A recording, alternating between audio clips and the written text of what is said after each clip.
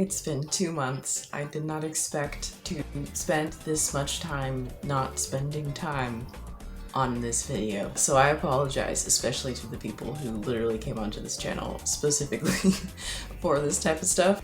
Let's just jump right into it. So, introduction to the scholarships that made my decision-making process what it was and whittled it down to my top 3 choices. Now, number one thing that I know that a lot of people consider is in-state tuition when it comes to their finances, and looking into colleges that are within your state because they will give you more opportunity, again, for in-state tuition, but also full ride scholarships as well. Here in Tennessee, we have something called the Promise Scholarship. Essentially, it'll cover like 3 years of college, but that affected not necessarily my current process in college applications, but that definitely helped me when looking into dual enrollment because they covered a lot of the tuition for those classes. The scholarships that I looked into at the schools that are within my state that actually had the programs that I was looking for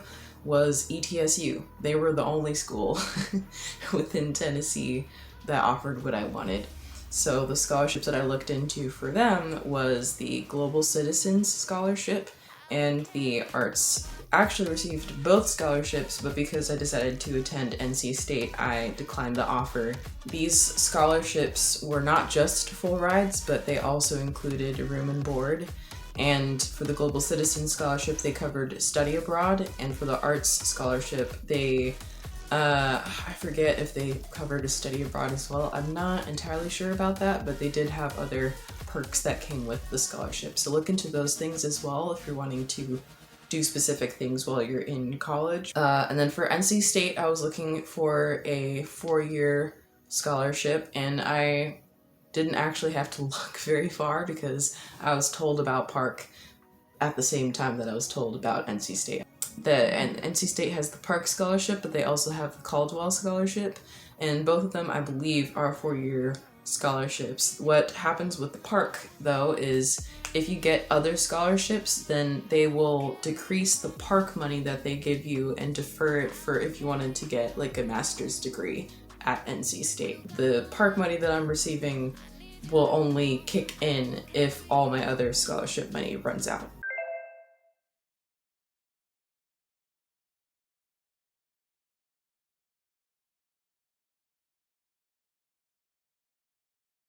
And with Park, it is an all expenses covered scholarship. We also get special privileges to be able to apply for additional grants, to be able to go to do different opportunities. Like if we wanted to go to a conference that might help with our career in the future, then they will cover that if we apply for a grant. If we wanted to put on a special program, then we can apply for a grant. They also covered for room and board and study abroads as well, and also tuition. Also technology, so if you need a computer, then they will give you a stipend, which is basically you buy the computer and then they will reimburse you when school starts. On top of that was also they'll cover your food. That's all that's coming to mind, but I'm pretty sure that there's another thing that happens with Park, which is, again, it's amazing. The fact that I am able to do all these things at no cost, except if I wanted to do something more than what I'm already getting, I just write an essay. That's crazy. Another scholarship that I got that played into my decision-making process was the Amazon Future Engineers Scholarship, which gives a guaranteed internship at Amazon in a specific location that they haven't actually decided yet. We're supposed to hear back from them, I think, either when the spring semester starts or later in the fall. Will tell us more details. But this is also a 4-year scholarship program for $10,000, I believe. So they'll cover all of that. But with their scholarship, what they do with the money is that it goes straight to the university. So I just tried recording this like 3 times, but the microphone just kept backfiring. But anyways, editing Jay here. What I was going to say, but I forgot to mention inside of the video, was that basically being a Park scholar, for the financial side of things, it'll they will label you as an in-state student, so that park essentially covers all the costs of a typical in-state student. So that way they're not exhausting their resources by labeling me as a outside incoming student. Somehow I feel like I'm crunching the numbers wrong, but I'm gonna put up the financial aid statement that they gave me so that you guys can see the numbers. And this is before I had told them that I received the Amazon scholarship. So this is before they changed their numbers. I'll show it what it looked like post as well inside of the next image here. But essentially that's what they did.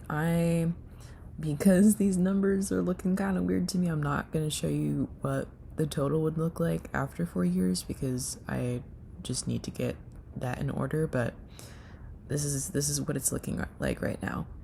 In comparison to the Ron Brown scholarship, which is another scholarship that I received for 4 years and it's $10,000, the money goes to you and not to the university, which means that you can handle the funds if you don't want it to go to pay off your tuition. One thing that I would recommend that you do is not tell the schools that you got scholarship money until after A, you hear back from all of them, and B, if you hear back to see if the scholarships actually go to you first, or if they have to go to the university, because they'll tell you that after you receive the scholarship. Yeah, don't tell the schools about that you got money until you figure everything out and they give you all the details, because then they might detract their funds completely and you don't want that. Not that they won't give you any money from their own scholarships that they've decided to give you, but just that it'll kind of mess with the numbers and you don't want that. So another scholarship that I recently received, so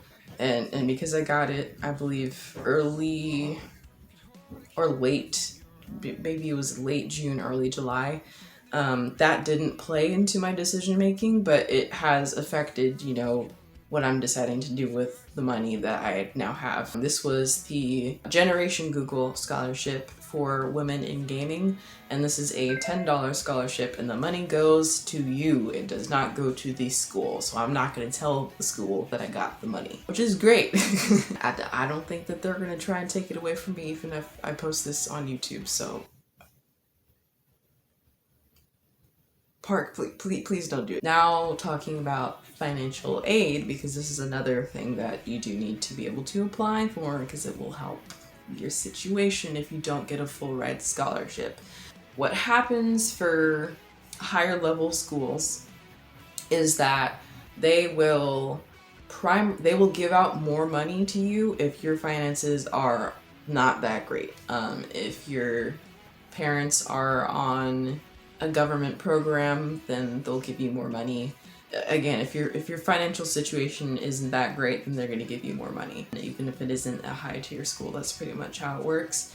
So don't bet on financial aid covering a lot of the things that you need, especially if your parents make a certain amount of money. But even so, I would recommend applying for the FAFSA. In fact, that's required that you do that, even if you aren't, going to bet on it completely. You also have to fill out the CSS, which is through College Board. The college overlords dominate. I have a problem with them just because they kind of have a monopoly on a lot of the process that we have to go through.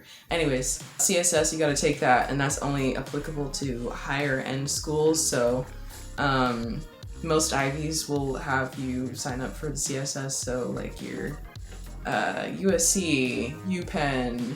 What I want to clarify about the FAFSA and the CSS is that the CSS is the university's money.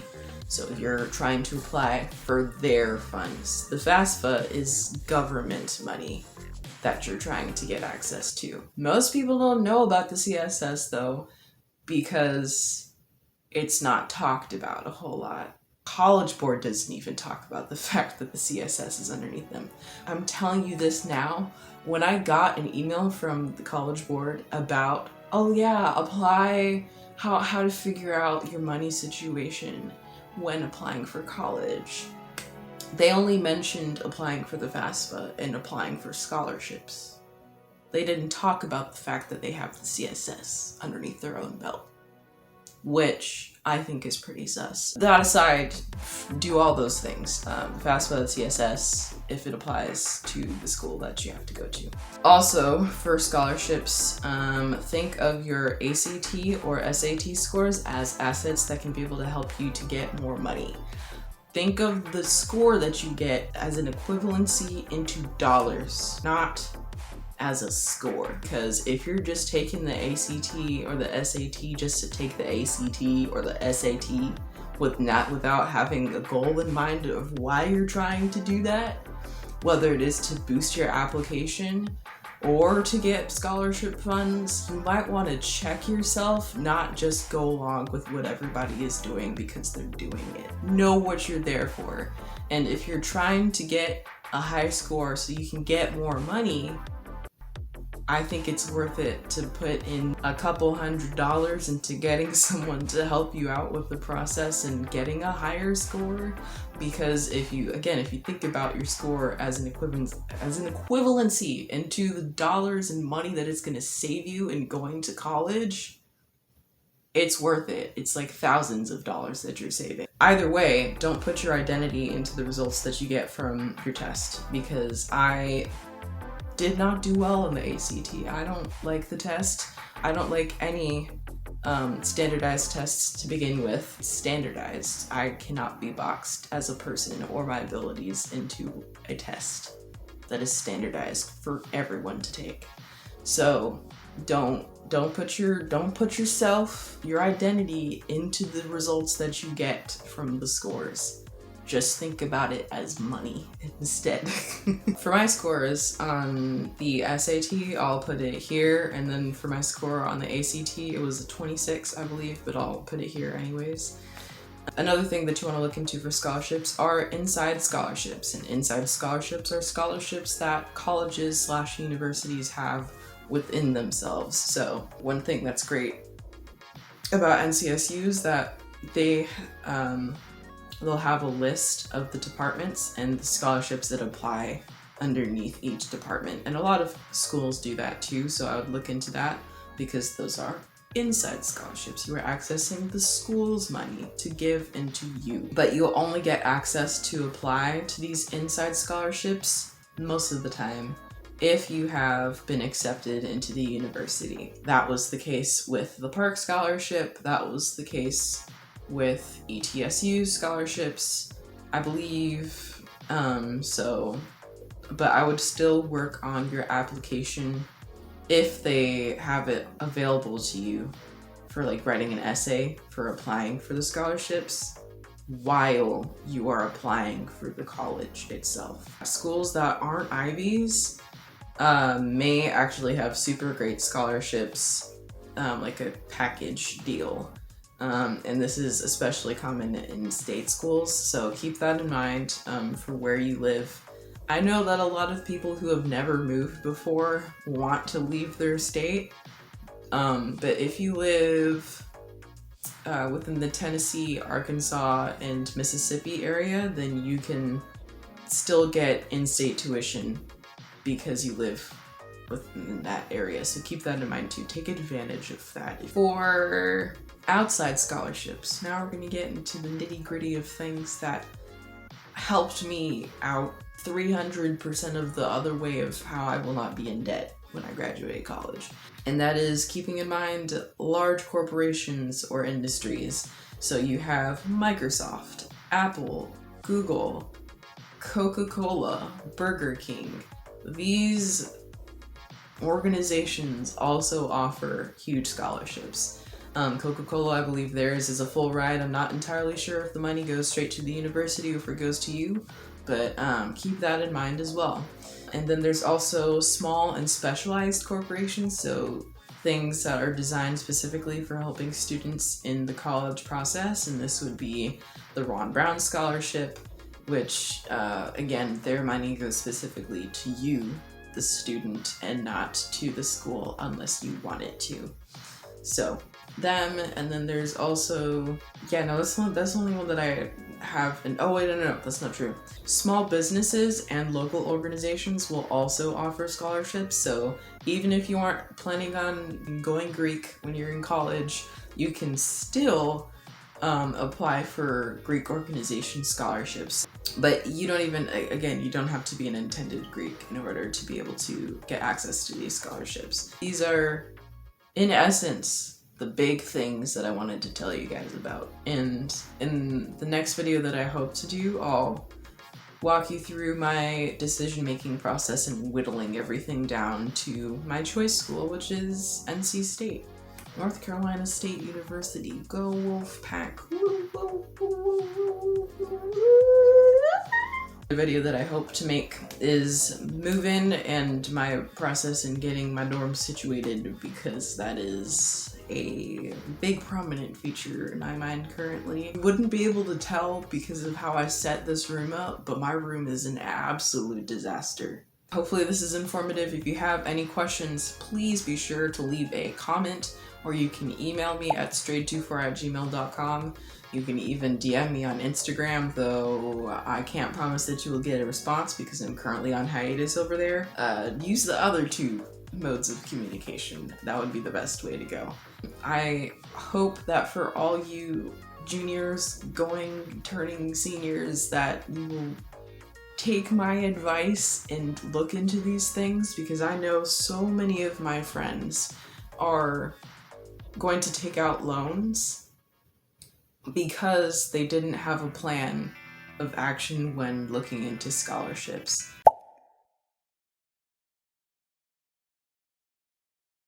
One other thing that I forgot to mention is that even if you don't get to receive any scholarships before you actually go into college, and if you are still planning on going to college and you've settled on a school, you've already gotten everything situated, you can still apply for scholarships even while you're in school. The school will offer scholarships for people who are current students, and also other companies and all the other resources that I mentioned earlier will still offer scholarships for students who are in school currently. So you're not even lost even when you've already begun. The opportunity for you to be able to leave school debt-free is there. It is not a far-off thought in the distance. It is possible. So just keep that in mind for yourself. And again, even if you don't even get into the college that you wanted to, or get the scholarship that you wish that you had, it's okay, because your life is not going to end at this point. You have a future, even if college isn't in it. I think I've talked myself into oblivion, so I will peace out. Bye.